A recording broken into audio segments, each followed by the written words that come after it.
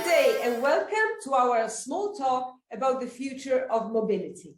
Today, we will be having a conversation on what is hot in the automotive repair and maintenance industry with the representative of the leading European and US aftermarket trade associations. Let's meet Massimo Brunamonti, Vice President of EGIA, the European Garage Equipment Association. Hello, Massimo. Hello, Paola. Morning. Good morning. And Bill Hanvey, President of AutoCare, the US Automotive Aftermarket Association. Hello, Bill. Good morning, Paolo. Massimo, good morning to you as well. Good morning, Bill. I'm going to start with Bill. The global pandemic struck while the mobility industry was somehow midstream on a double challenge, the digital and the green transition. What has been the impact of this unfortunate event, COVID-19, of course, on the automotive aftermarket industry? Well, it has changed our industry forever. And what was really critical for our industry here in the United States was the fact that our industry was declared an essential service. So our shops were able to keep their doors open. Parts manufacturers were able to keep producing parts, and retail parts stores were able to stay open. And this was necessary in order to keep the transportation infrastructure moving. So it was very gratifying to have our industry recognized as being essential. Some things that really had changed during the pandemic that may stick throughout the course of our future is in the United States, the do-it-yourself market, or those consumers that actually fix their own car, typically ranged at about 20% of our industry. Well, during the pandemic, the DIY rate, or the do-it-yourself rate, rose to nearly 30% at some periods during the pandemic. Early on during the pandemic, people had time to research how to fix their car. They bought kits to be able to change their own oil, and those habits are going to stay throughout the course of the consumers. YouTube has made it very easy for the consumers to learn how to fix their car. Along with the growth of the do-it-yourself market, e-tailing has grown exponentially as well. People are ordering more and more parts online, and that continues to grow, and new players are new to the marketplace. But really the biggest long-term effect that the pandemic has had thus far is that supply chain issues continue to plague the industry. US ports are congested, and getting product from around the globe has become increasingly difficult. This has led to numerous price increases and shortage of common products such as rotors and brake pads. So in short, the pandemic has been a wake-up call for our industry, but we responded quite well, and we're all very thankful for that. Thank you, Bill. Massimo, what would you say about that from a European point of view? Yeah, I mean, just a quick comment to what Bill already said, which basically the same thing that applies even here, meaning that our industry, the mobility and logistic industry, prove again to be strategic. To the point that now you know very well that the European Union had put together a recovery fund plan, very substantial one, and this plan includes mobility, and that makes the change already existing even faster. So we expect really the change which is on the way to apply faster than what we expected, and that due to the COVID. Massimo, electrification is the watchword for tomorrow's motor vehicles. The EU is willing to ban internal combustion cars from 2035. Are equipment manufacturers ready to offer updated products for electric vehicles? Well, let me combine an easy answer with a more articulated reasoning. Yes, equipment manufacturers are already developing updated products, and that's proven by the fact that they are currently supplying laboratories and research centers with that.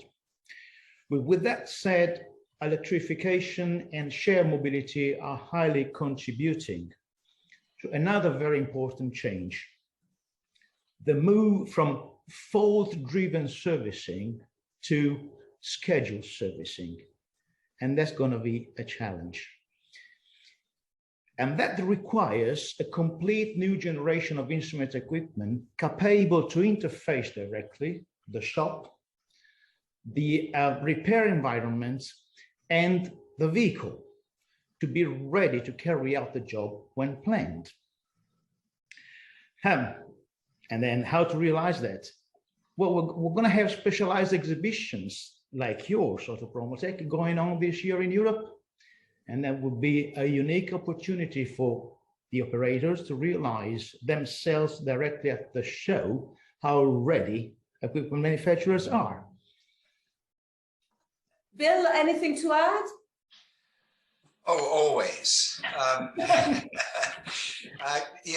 to build on what Massimo said too, I think that's very important, is that, while the US may be a little bit slower to adopt EV technology completely, the automakers are continually investing in this technology.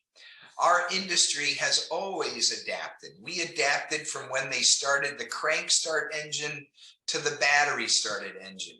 We adapted from carbureted engines to fuel injection. Our industry not only adapts, but it thrives with change. And certainly with the adoption of EV, we are going to continually to evolve as an industry. I don't think that we get enough credit in terms of our technological know-how that takes place at the shops and at the parts manufacturers. So I'm extremely confident that our industry is going to not only be able to adapt, but improve upon some of these technologies that are coming out from the automakers. The Auto Care Association just completed a study that shows our industry will continue to grow through the year 2050, despite the adoption of the EV. So the future looks very promising for us. We still show continued growth through the year 2050, and we adapt and change as the technology becomes available. Thank you. I'm going to stay with Bill. What about digitalization? The connected car in a connected environment. How is it reshaping the aftermarket business? Just think about what an opportunity this is for all of us to create a better relationship with our customer. So just imagine this scenario.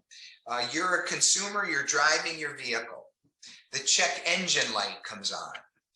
The vehicle itself calls your local repair shop to say that a check engine light has come on. It transmits the engine light code, which shows that it's a faulty oxygen sensor. By synchronizing the calendars that's on your phone and between the shop, an appointment is made with the shop. The right part is ordered automatically, and it's waiting for the vehicle when it's brought in. The credit card on file is charged. The vehicle owner drives away. And just what an efficient process this can be. There's no parts returns. There's inventory efficiency. The consumer saves time, and the shop fully maximizes their bay time. This is our future, but it's entirely dependent upon the consumer's right to grant access to their vehicle's data to the independent shop. Otherwise, the dealerships will be enjoying all of these benefits. Sounds amazing. Massimo. The automotive service and repair business is a balance between big players and small independent operators. The trend now seems to be in favor of authorized services. Chain shops and franchises are growing in number. Is this trend a killer for free competition? Well, we'd better remember that the independent aftermarket is a die-hard, as it proved to many times in the past.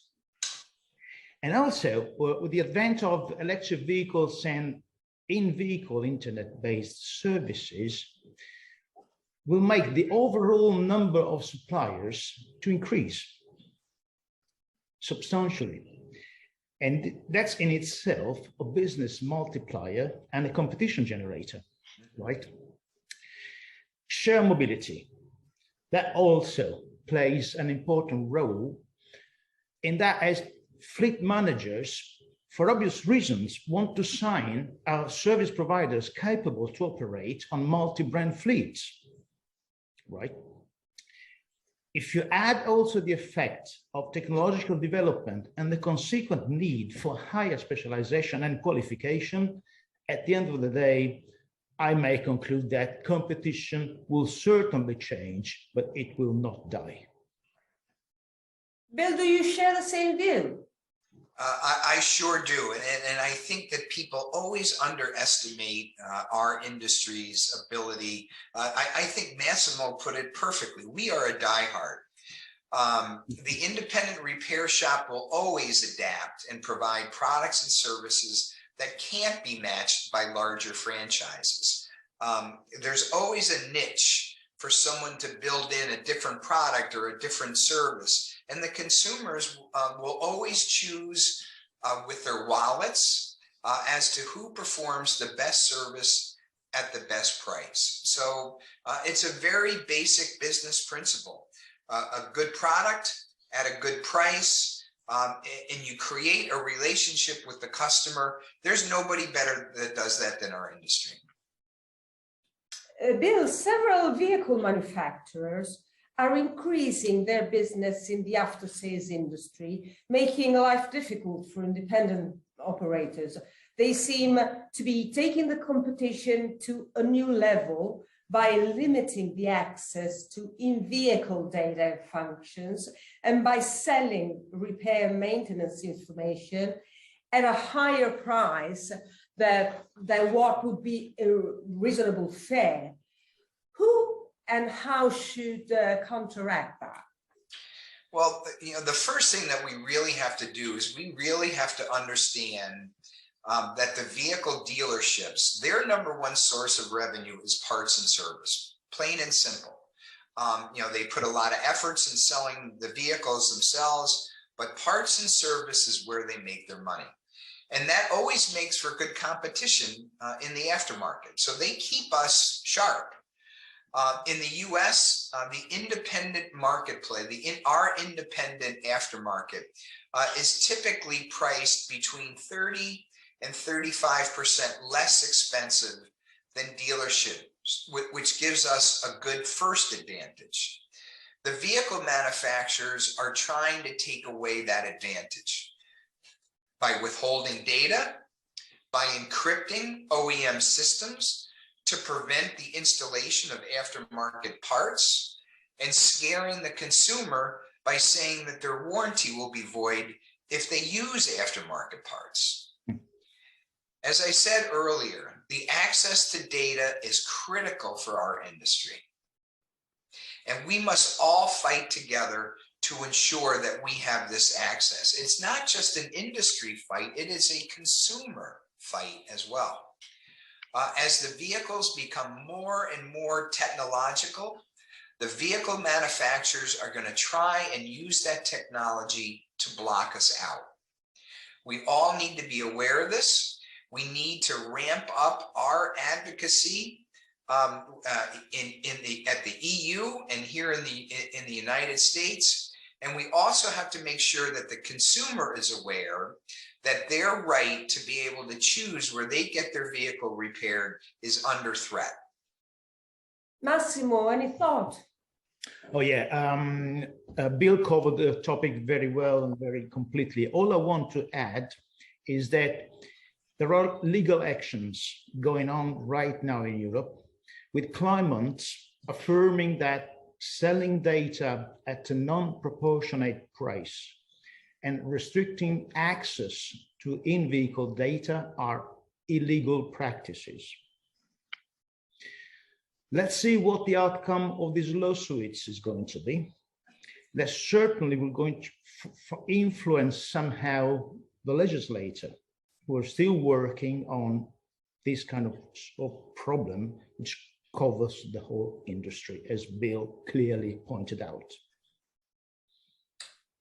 Massimo, ACEA, the European Automobile Manufacturers Association, has recently issued an updated version of the extended vehicle model for accessing data. Apple and Google are partnering with car firms to supply their IT solutions. Could this be the way to go for free and fair competition in the aftermarket sector?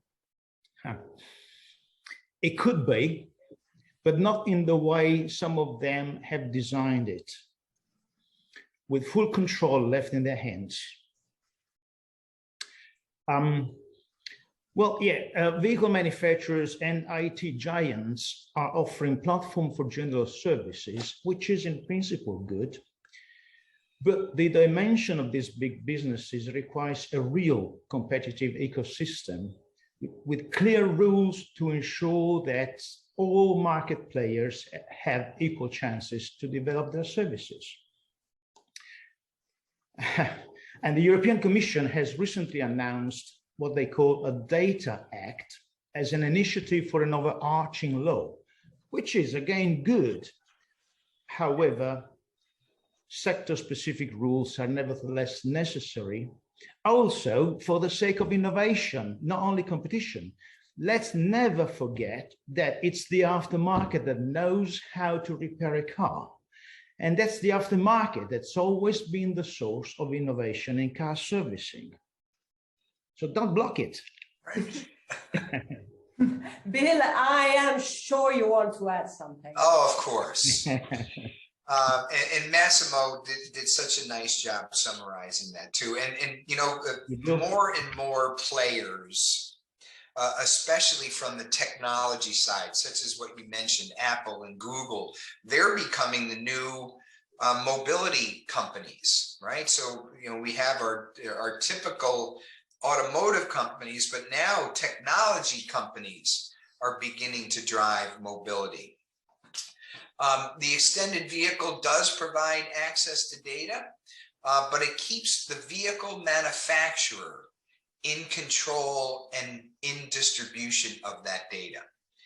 So the secure vehicle interface is what, you know, we as an industry here in the United States propose, and our legislation is based upon this. It enables marketplace solutions by providing a standardized foundation upon which data aggregations can be built and operated. So we are a proponent of being able to get the data from the vehicle itself rather than relying upon these technology companies. Just one last question, Bill. Independent services and equipment providers claim that their contribution is vital for the industry because it boosts innovation and fosters fair competition. Do you agree? And if so, to what extent access restrictions to in-vehicle data and functions may hamper this contribution?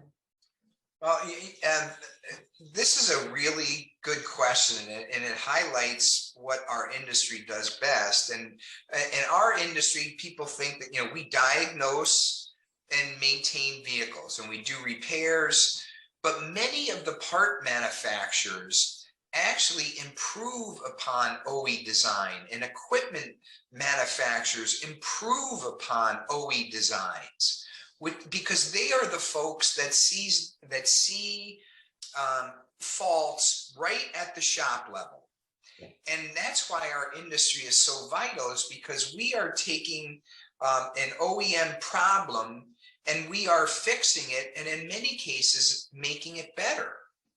Access to data, or not having access to that data, will prevent and restrict our industry from doing what we do best. And that is creating an option for the consumer that's less expensive. And in many cases, the part is the same or better than what is coming off the car, and much more convenient from a location standpoint. So we do many things well, and one of the things that we really do well is innovate and improve upon the OE design. So thank you, Bill Hanvey, President of AutoCare, and thank you, Massimo Brunamonti, Vice President of EGEA. And thanks to our viewers and listeners, and let's meet again at our next episode of Small Talk About the Future.